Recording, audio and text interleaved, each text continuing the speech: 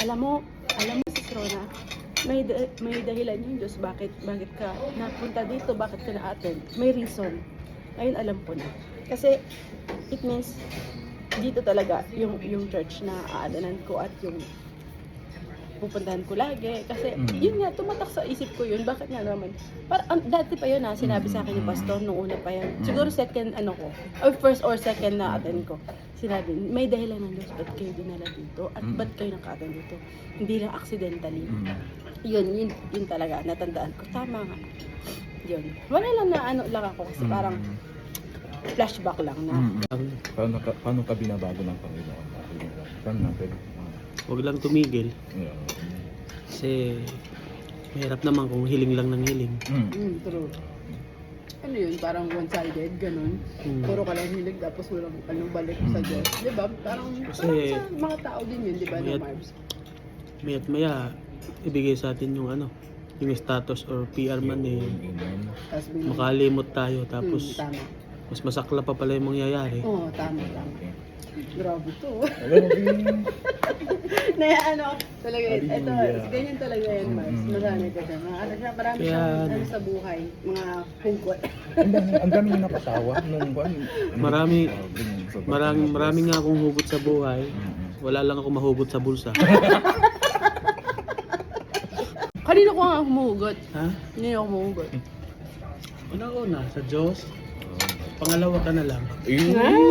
Pangalawa siya. Okay.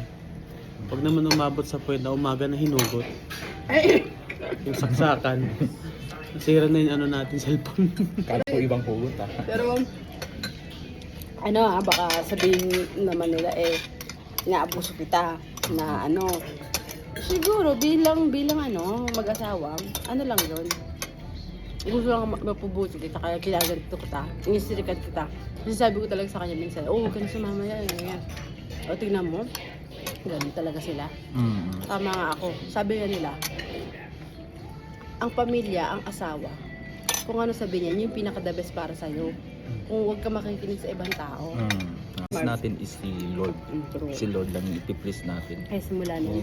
Doon mahirap talaga, ang dami talagang tumitingin sa atin. Wala naman tayong ginagawang masama Hindi totoo, wala. Sabi ko nga sa kanya, sabi sa... Anong ginagawa natin ng masama? Pala, Ikaw.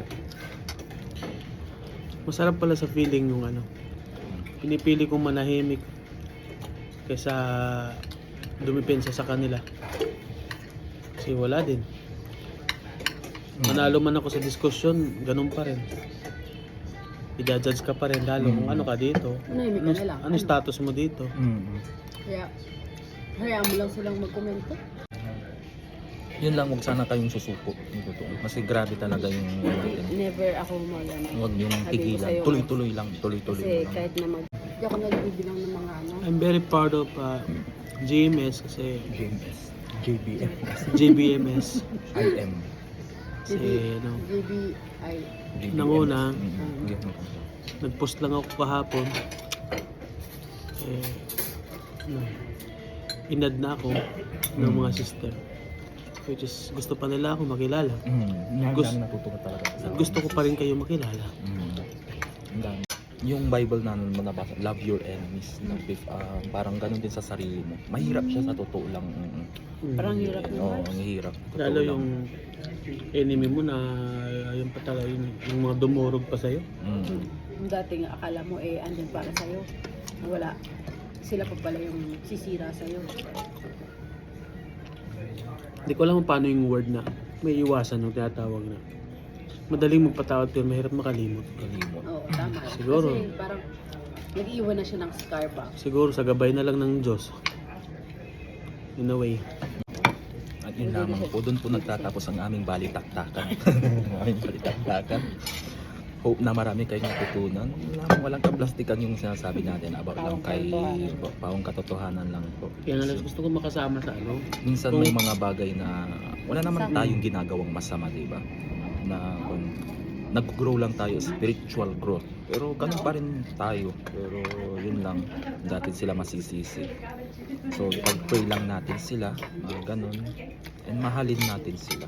Mahirap pero kuha tayo ng wisdom kay Lord and strength para magawa natin lahat ng ito.